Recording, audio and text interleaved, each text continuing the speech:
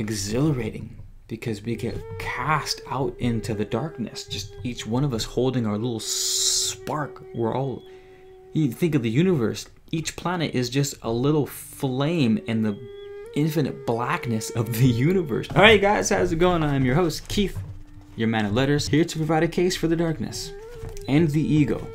Mostly the ego, as a result, darkness. The ego is dark as hell. Oneness.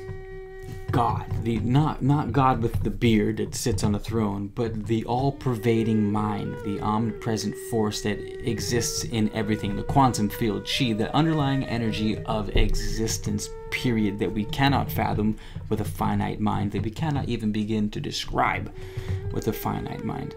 That thing is having all experiences at one time because it's oneness. Now, for that thing to have individual experiences, it must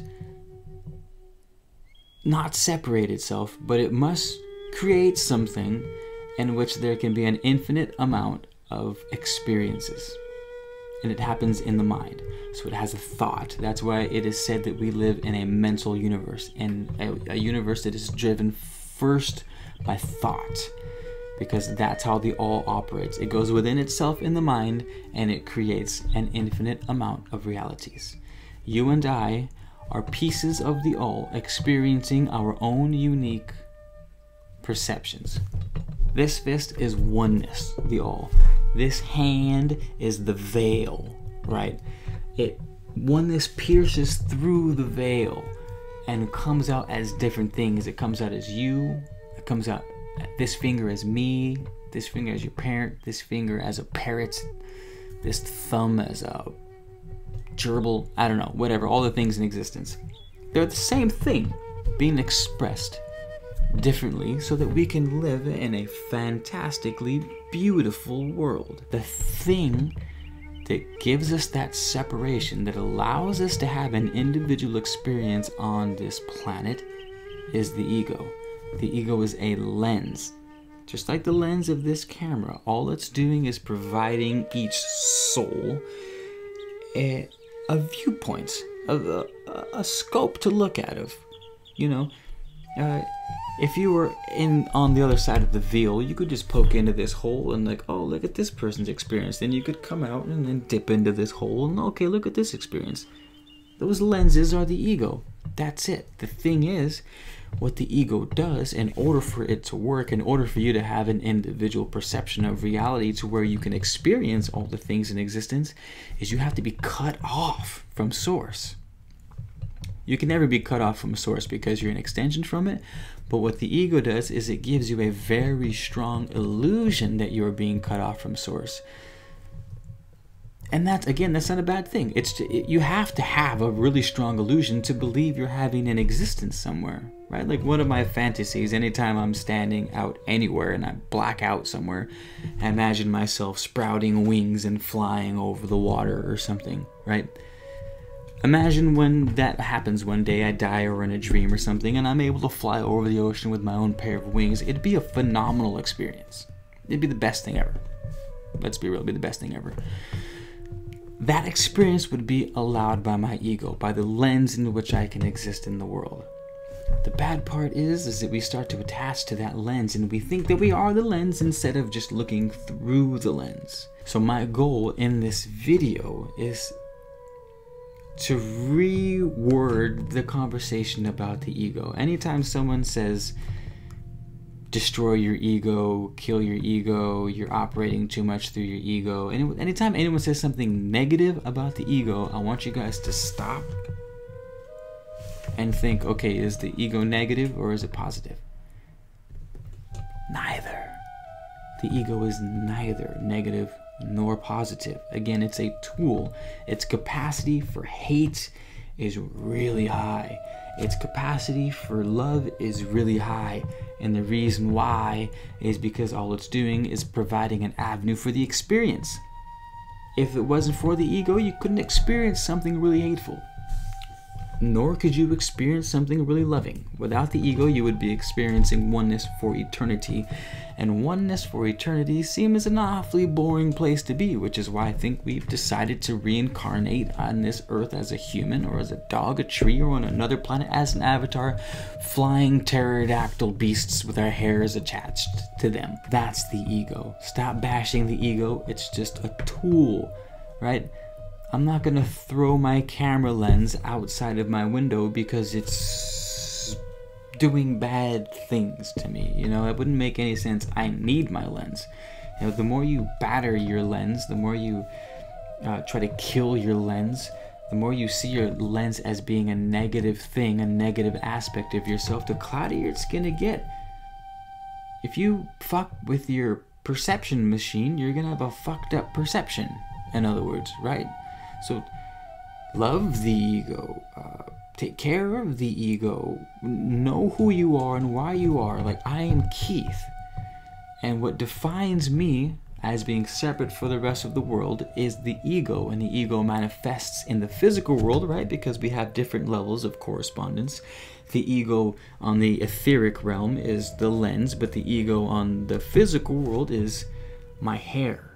My hair dreadlocks make me me. That I have Anubis candles make me me. That I've written a book. That I have a garden. That I grow mushrooms. That I traveled the world playing baseball. That I went to school in San Francisco and graduated from university. And all these things make me Keith.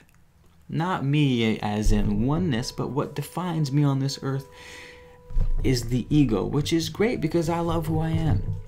And the more you love who you are, the more you know who you are as far as your emotions, your goals, your beliefs, your strengths, your weaknesses.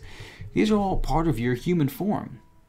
Very raw, organic, egotistical things. Not egotistical in the bad sense, but just of and pertaining to the ego, which is a thing for individualization, which is a lens for individualization. Why it's evil, why at the same time I say it's evil, why I'm saying it's not bad, is because evil not in that it's bad, but evil as in it's the opposite of oneness.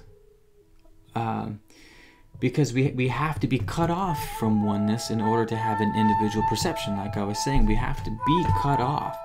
So the ego does two things. It first and foremost blasts this very potent signal, this very potent idea that you and I are not intact with oneness. It says you are now this thing. Go be free as that thing and live an experience. That's the first thing. It separates. And then the second thing is it lets us see through the eyes of ourselves. Ourselves, Keith Garcia. It's crazy, right? It's both terrifying because we've been separated from source, which is our everything, but it's also exhilarating because we get cast out into the darkness, just each one of us holding our little spark. You think of the universe, each planet is just a little flame in the infinite blackness of the universe, just kind of poking around, looking at the different things to explore. And that planet's called Earth, and it's got humans on it, and that planet's made out of diamonds. Who would have thought you can have a planet made out of diamonds? There's an infinite amount of possibilities, all possible by the ego, which is a tool capable of equal parts destruction and creation. So do not demonize your ego. Embrace your ego, but at the same time, do not attach to your ego.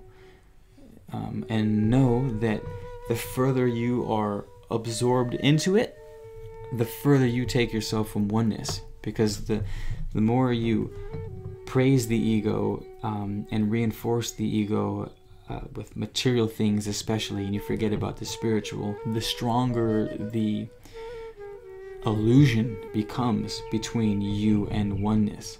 Because again, the ego's job is specifically to separate you from oneness. But we don't want it to do too good of a job, because then we feel isolated and we feel alone and scared. And when people are isolated, alone, and scared, they start to do really fucked up things, like genocide and whatnot. So hopefully this is the last conversation you'll ever have to hear about the ego. And hopefully the next time you have one of your spiritual coaches look at you and say you need to destroy your ego, that you say, wait, hold on. Do I really need to destroy my lens, or do I need to reevaluate my lens? And don't get me wrong, I do things where I completely destroy my ego, and it's a good reprogramming. You know what I mean? But at the same time, you don't want to reprogram yourself with the ego is bad, I need to destroy it as often as I can, because that's equally as menacing. If you want to reboot your ego, do so with the knowledge that the ego is a gift. And it's a really beautiful thing. Without the ego, we couldn't experience sunsets. Without the ego, you couldn't experience the laughter of a child. Without the ego, you couldn't experience a walk in the rain with someone you love. These things are gifts of the ego. And they're really beautiful things that we should cherish and we should really appreciate and really nurture and see in a healthy light. So, that's it. I'm Keith, your man of letters. If you're new, hit the subscribe button. And when the little bell pops up next to the subscribe button, make sure you click the little bell too so that you're actually notified when I release videos. Otherwise, you'll get 1 out of every 2 updates of mine. And that's it, you guys. Again, if you want more of the information that I talked about, you can find it in the book, which will be in the description of my channel. If not, just say what's up. Let me know your experiences. I'll talk to you guys in the next video.